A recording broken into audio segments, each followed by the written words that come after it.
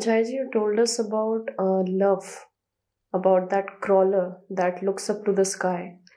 And this word love, we have heard it, read it a lot of time in various sacred texts, and it leaves us perplexed because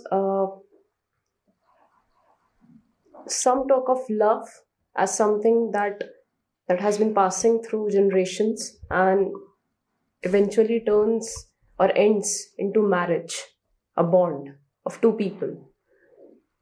Then there are those who talk of self love or and self respect.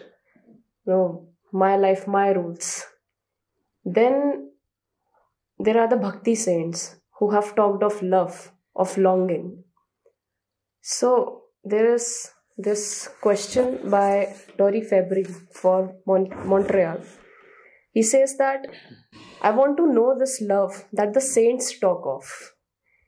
Is it a feeling that one comes to, or is it permanent? Because I have been badly disappointed by the social love. And even if I claim that it is 100% false, I still get attached to it. And the self love doesn't really help me within the moments of agitation or really doesn't give me any direction. So, what is this longing that Kabir Sahib is talking of? You seem quite experienced, Dory, in matters of social love. So, I probably need not say much about it.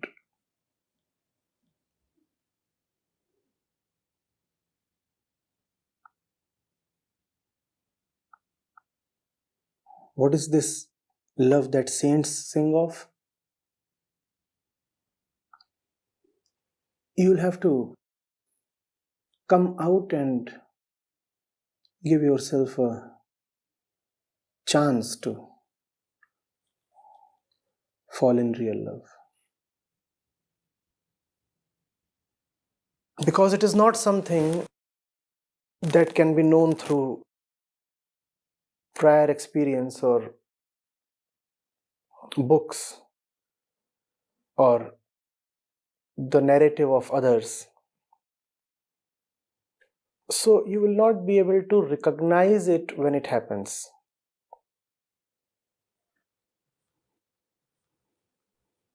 To recognize something, it is important that you must have had an earlier experience of it, right? If you have never seen a handkerchief, it would be very difficult for you to come across this thing and say it's a handkerchief. This love that saints sing of, you cannot be told about. You can just give yourself an opportunity to probably let it happen to you. And when it would be happening to you, you will not be able to name it, recognize it, identify it. Later, way later, one day you will suddenly remark, oh, have I really been in love all this while? Is this that? And then you will feel so stupid. You have been in love for so long without knowing it. Not only have you not known that you have been in love, you have no idea who the beloved is. And yet you are madly in love. No doubt about that. This social love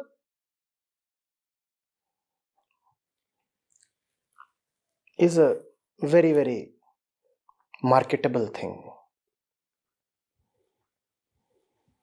It's a thing that belongs to the warehouses, the shops, the inventories, the shopping bags. When they are setting the love goals and marriage goals for love goals and marriage goals. So you can easily identify it.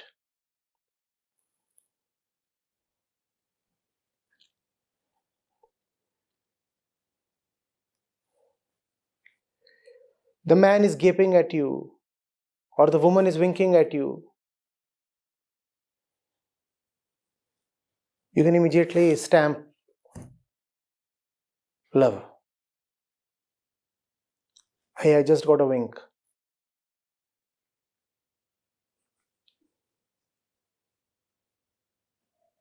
And I've recorded it. Love certified.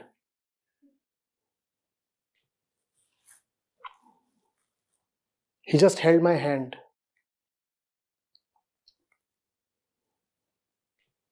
When I think of him, certain things happen in my body. Love.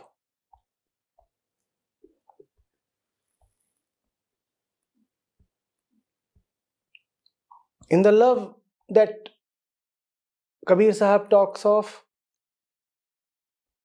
stranger things happen, but those stranger things have not been chronicled. Great things happen in that love, but they are not pattern based. One thing happens with one person, another thing happens with another person. So there is no set way of telling that you have fallen in the great divine love. The talkative one may go quiet. The quiet one may go singing. How do you know what a definite sign is? On one day, you might be found weeping. On the other day, you are found ecstatic. Such contradiction.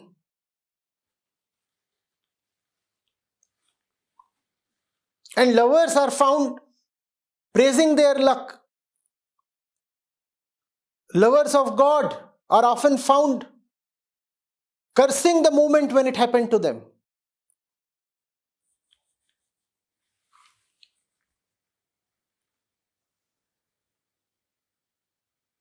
Look at the songs of saints. Often they are full of such deep melancholy.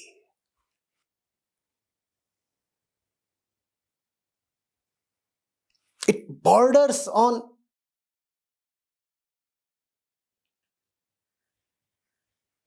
grudge. You almost feel as if the singer is complaining. He's saying, why did it happen to me? And he's saying, you are killing me. Softly, silently, gradually, why are you doing this to me? And the saints have repeatedly asked this. Why are you doing this to me? And the beloved is so indifferent, even arrogant.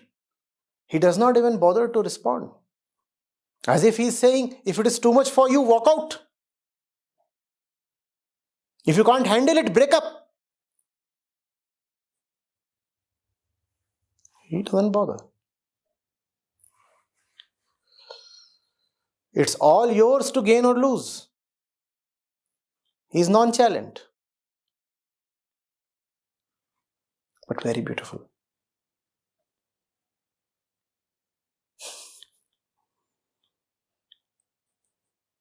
You can't get him and you can't avoid him. What to do?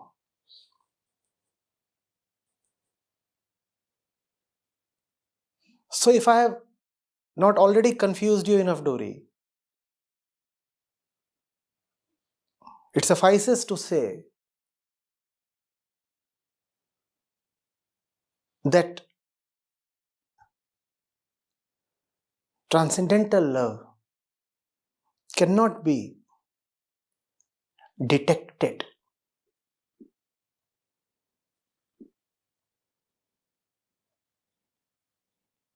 For very long, it will go unnamed.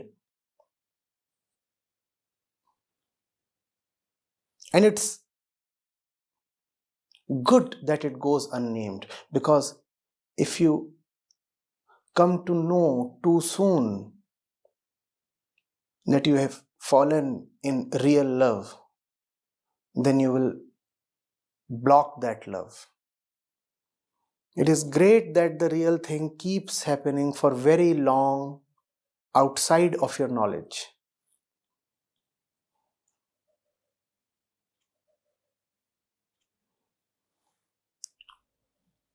Once the fetus reaches 3 months or 4 months, it cannot be aborted anymore. So it's good if to a violent and loveless mother, the news of her pregnancy comes quite late. At least now she will not be able to kill the child. Had she immediately known that she is pregnant, the child was gone.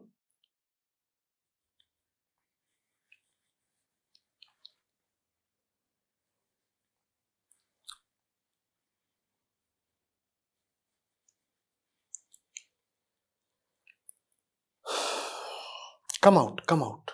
That's all that can be said to you. Give yourself a chance. A chance for what? That cannot be told. A chance to let strange things happen.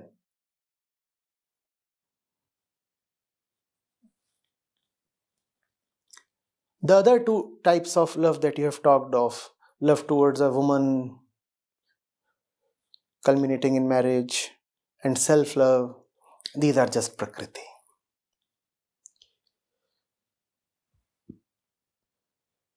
Game of chemicals.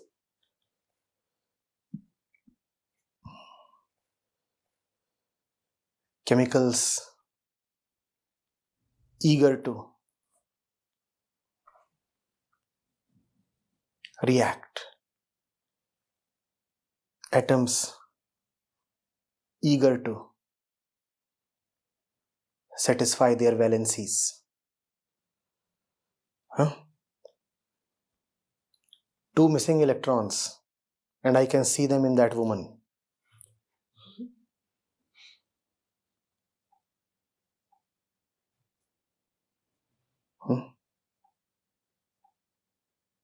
Can you give them to me, baby?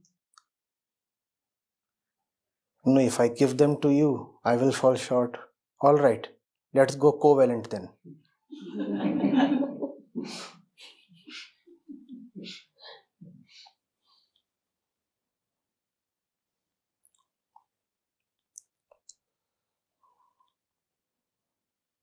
Or if it's just,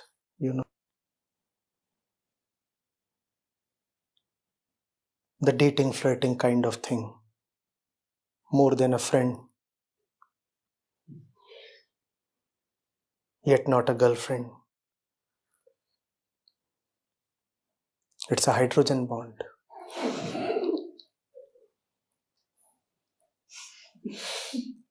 It exists, but not strongly.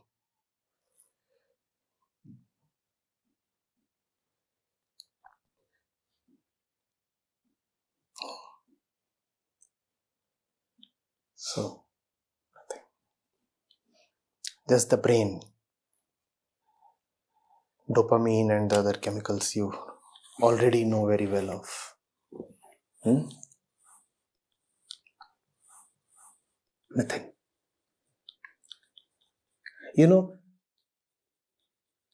If you observe your brain, you see strange things. If you are a young man and you see a beautiful woman, there is a certain impact on the brain and it can be measured. And equally, if you are a young man and you get some unexpected money, there is a certain impact on the brain. That too can be measured. And if you're a young man and somebody comes and showers you with effusive praise, there is a certain impact on the brain and it can be measured. You have probably already guessed what I'm next going to say. These three impacts are the same, or at least very similar. Very similar. Same chemical. Same chemical. Same chemical, same kind of brain waves, same movement of electricity in the neurons, in the synapses, same kind of lighting up of particular brain areas.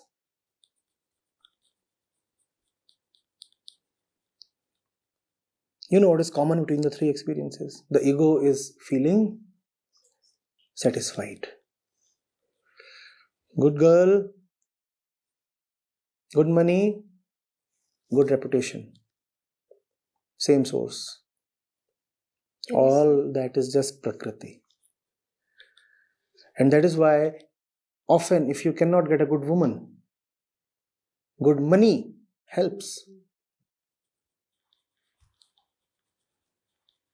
And that is also why if you have a good reputation, you are likely to get a good woman.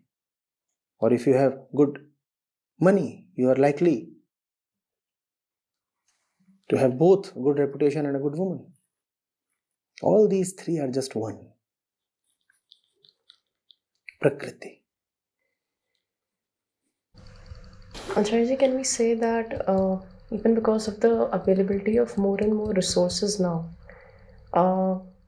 people who are getting money more easily than it was before.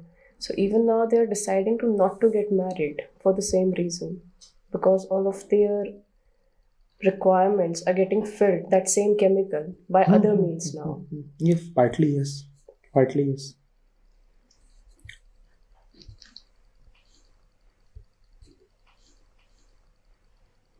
Also, as you shared that the self-love, self-respect, or the ones who say that there's no justification to my actions and this is my life. You said that this is all Prakriti. But many spiritual teachers, they teach that the self-love is more of a spiritual love, and that is how they even meditate upon that and do the practices accordingly. Why does that happen? It sells. It sells. It sells. It sells. It sells. It sells.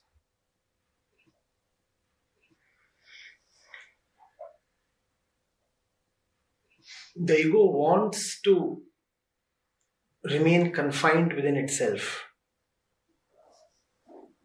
The ego wants to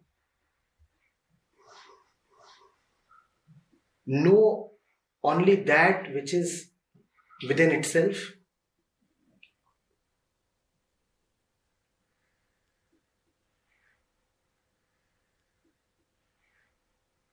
And also claim that which is within itself is full and absolute. Therefore, everything that is lovable is also bound to be within the circumference of the ego. That's what self-love is. Living by the ego center. And self-love expresses itself in many neo-age slogans. Accept me as I am. Love me for who I am. Be who you are. Be yourself. I must warn the viewers, the listeners, that these are extremely poisonous statements. Extremely poisonous. Be cautious of them. I'll repeat. Love me for who I am. Be who you are. Accept me as I am. Be yourself.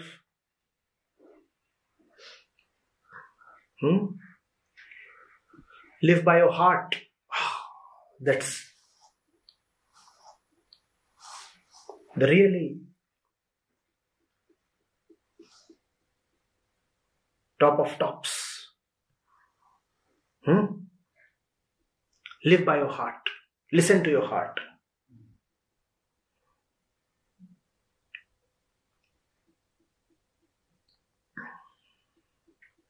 These are extremely dangerous. Avoid them. All these statements are just the attempt of the ego to declare itself the sole authority.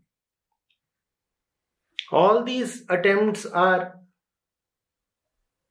to say that I know best.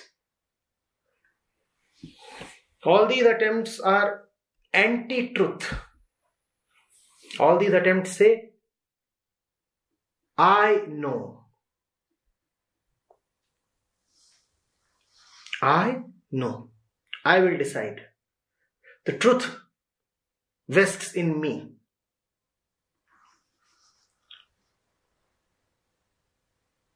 I am the truth. The ego declaring, I am the truth. I am the truth. I know. I am lovely and I will decide.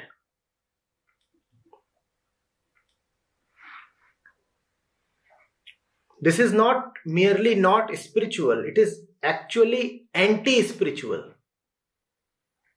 This is egoism to the core. Live by your heart.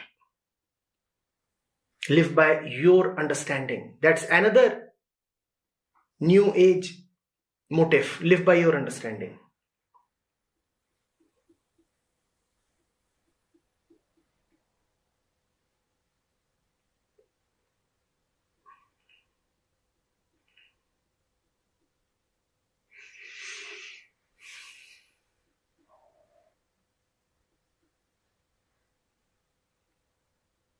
And there are a few more as well. The young people would know. Believe in yourself. Be the master. Be the master. The driver of your life. Be the driver of your life. No many more. Is there any significance of the statement that accept yourself as you are? Yeah, that means accept your cage. Accept your cage. The moment you say, I accept myself as I am, you have killed all dissatisfaction against yourself. Now there is no possibility of change.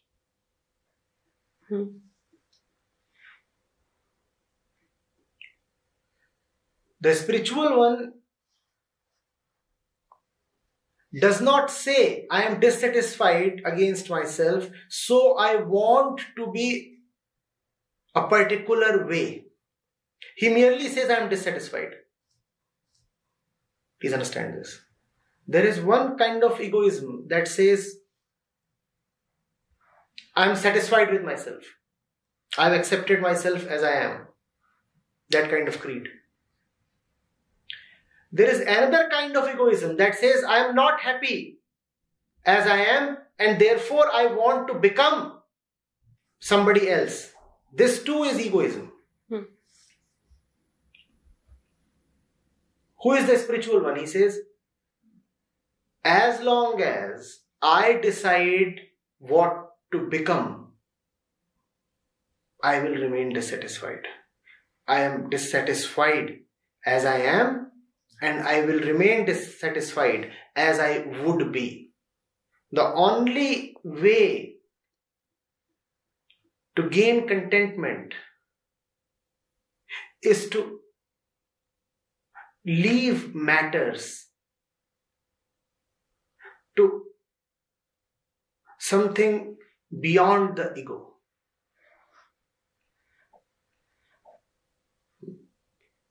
So, spirituality is neither about passively accepting who you are, nor is it about radically rebelling to bring about a new order. Kindly do not think that those who have been great rebels and revolutionaries and who have tried to bring about a new internal or external or social order are spiritual people. They are not. And therefore, spirituality is so very tricky, puzzling. It irritates the mind. The mind says, all right, I'm prepared to accept that I'm wrong. Now tell me what is right so that I can go to the right. Spirituality says, not only are you wrong, you also cannot go to the right, because whatever you will go to will be wrong precisely because you have chosen it and gone to it. Now this really rubs the ego in a very wrong way, in a very rough way.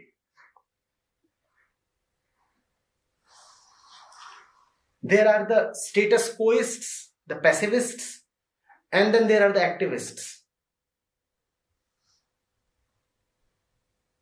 The spiritual man is neither a status quoist nor an activist.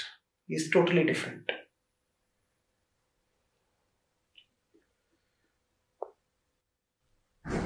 Acharya, you talked about the love of saints, the love of the wise ones, about the longing.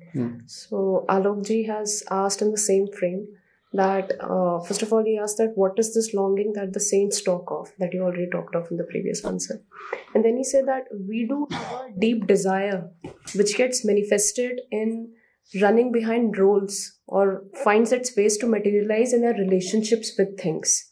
So there is this person who's preparing for competitive exams. When you look into his eyes, you know that he's deeply desirable. There is a deep desire that's there to crack that exam. And that is something that happens in relationships too, when the two people are there together.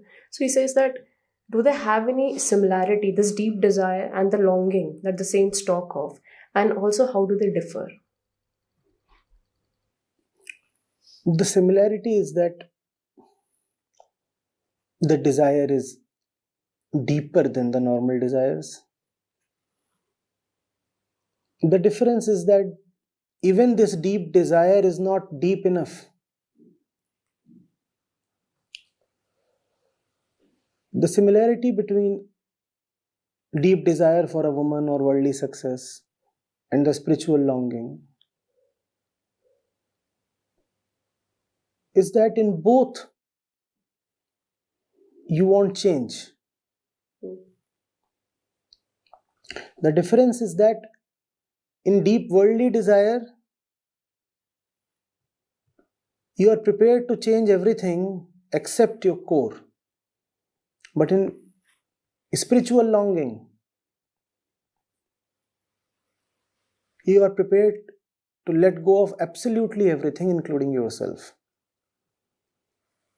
When you prepare for a worldly mission, be it a competitive exam or be it about wooing a woman, you do it for yourself. You do it for yourself. You will add the new qualification to your name. You will add the woman you are wooing to your house. You're doing it for yourself. But in spiritual longing, that which you are seeking or courting is so big that you cannot bring it to your house. Your house is too small to contain it.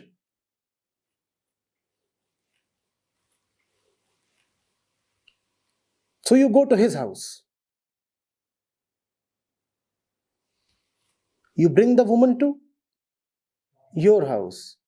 But when you are in love with God, you don't bring God to your house. You leave your house and you enter God's house. So there is a bit of similarity. The similarity is that there is a lot of fervor. There is a lot of desirous energy. But the difference is tremendous. In one case, you are seeking to boost yourself. In the other case, you are prepared to just fade away, dissolve away.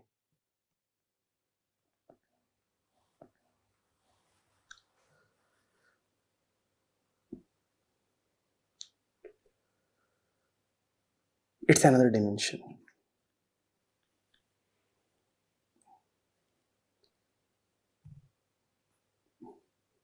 God is not something you can add to your CV.